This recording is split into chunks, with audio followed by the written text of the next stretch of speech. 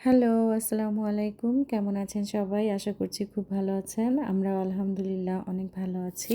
সকালে ঘুম থেকে উঠে দেখলাম বাইরে প্রচণ্ড রকমের স্নো পড়েছে। আর অলরেডি স্টেট ইমার্জেন্সি অ্যালার্ট দিয়ে দিয়েছিল গভর্নমেন্ট থেকে, যার কারণে আজকে আমাদের কাজ বন্ধ। আর আমরা দুজনেই আজকে বাসাতে আছি।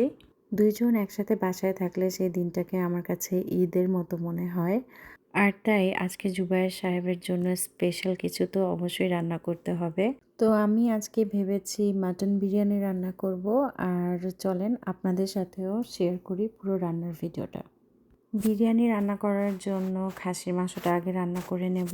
আর এখানে আমি পেঁয়াজের সাথে কিছু গরম মশলা দিয়ে প্রথমে মাংসটাকে একটু ভেজে নিচ্ছি এবং এরপরে একে একে বাকি সমস্ত মশলাগুলো দিয়ে দিচ্ছি। এখানে আমি আদা রসুনের পেস্টটা দিয়েছি, তারপর দিচ্ছি আরেকটা মশলা যেটা আমি টক দই, কাঁচামরিচ, বেরেস্তা এবং বাদাম দিয়ে ব্লেন্ড করে নিয়েছি।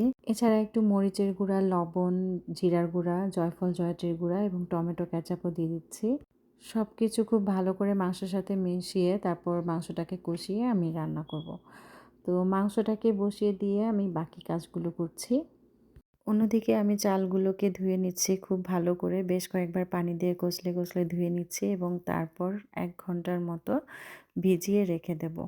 আর চালটা যদি ভিজিয়ে রাখা হয় তাহলে কিন্তু বিরিয়ানিটা বেশ ঝরঝরে হয়।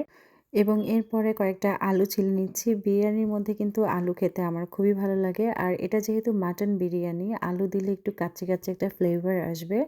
তো এই আলুগুলোকে আমি ছিলে ধুয়ে তারপরে ভেজে নেব। একটু লাল লাল করে ভেজে নেব। আর আমি আলুর সাথে সামান্য পরিমাণে ফুড কালার আর লবণ দিয়ে দিয়েছি, যার কারণে কালারটা যেন সুন্দর আসে। আলুটাও ভাজা হয়ে গেছে আর এখন আমি মাংসের মধ্যে আলুটা দিয়ে দেব, যাতে খুব ভালোভাবে আলুটা সিদ্ধ হয়ে যায়। মাংসটা রান্না হয়ে গিয়েছে আর এর ভিতরে বেশ কয়েকবার আমি নেড়েচেড়ে দিয়েছিলাম। এখন আমি পোলাওটা রান্না করে নেব। আর পোলাও রান্না করার জন্য পেঁয়াজ দিয়ে দিলাম এবং সাথে দিয়ে দিচ্ছি বেশ কিছু গরম মশলা। আমি এখানে একটু লবণ দিয়ে দিচ্ছি আর এই লবণটা দিয়েছি পোলাও রান্নার জন্য। যেহেতু মাংসতে অলরেডি লবণ দেওয়া হয়েছে, তাই এক্ষেত্রে একটু আইডিয়া করে লবণটা দিতে হবে। আদা রসুন দিয়ে একটু ভেজে তারপরে পানি দিয়ে দিয়েছি আর এটা গরম পানি দিয়েছি। এছাড়াও সাথে দিয়েছি কাঁচামরিচ এবং গুঁড়ো দুধ। পানিটা বলক ওঠার জন্য একটু রেখে দিয়েছি আর বলক উঠে গেলে তারপর চাল দিয়ে এখন কিছুক্ষণ ঢেকে রান্না করব। পানিটা কমে যখন একদম পোলাওয়ের গায়ে গায়ে লেগে যাবে তখন আমি এটাকে দমে দেব। আর দমে দেওয়ার আগে কিছুটা পোলাও তুলে নিচ্ছি, কারণ মাংসটা দিয়ে একবারে আমি দমে বসিয়ে দিব। তো এখানে মাংসটাকে ভালোভাবে বিছিয়ে দিলাম চারপাশ দিয়ে এবং মাংসটা দেওয়া হয়ে গেলে এর উপরে আবার লেয়ার করে বাকি পোলাওটাও দিয়ে দিচ্ছি। এরপর আমি এখানে ঘি দিয়ে দিচ্ছি এবং অল্প পরিমাণে একটু বেরেস্তাও দিয়ে দিচ্ছি। সেই সাথে দিচ্ছি একটু কেওড়া জল জাস্ট ফ্লেভারের জন্য। আর দিচ্ছি কালারের জন্য সামান্য পরিমাণে একটু ফুড কালার। এরপর আমি কিছুক্ষণ দমে রেখে দিলাম এবং তারপর দেখেন কি সুন্দর হয়েছে জাস্ট কালারটা। আর এত সুন্দর ঘ্রাণ বের হয়েছে, মানে কি বলবো।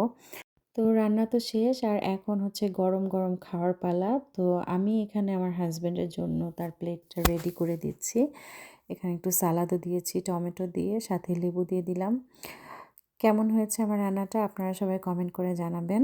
জুবায়ের সাহেব কিন্তু খেয়ে বলেছেন আজকে আমি অনেক ভালো বিরিয়ানি রান্না করেছি। খাওয়া দাওয়া শেষ করে আমরা দুজন একটু বাইরে বের হয়ে গেলাম ছবি তোলার জন্য এবং ভিডিও করার জন্য। আর আমার অনেক দিনের শখ ছিল এরকম বরফের মধ্যে শাড়ি পরে ছবি তোলার। আমাদের আটলান্টাতে কিন্তু খুব একটা স্নো পড়ে না।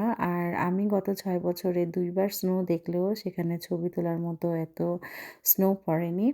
তো আমি সবসময় খুব আফসোস করতাম। তো আজকে আমার সেই শখটাও পূরণ হয়েছে। আমার ভিডিওটা আজকে আমি এখানেই শেষ করব। কেমন লাগলো আপনারা কমেন্ট করে জানাবেন। আবার নতুন কোনো ভিডিও নিয়ে চলে আসবো। সেই পর্যন্ত সবাই ভালো থাকবেন, সুস্থ থাকবেন এবং আমাদের জন্য দোয়া করবেন। আল্লাহ হাফেজ।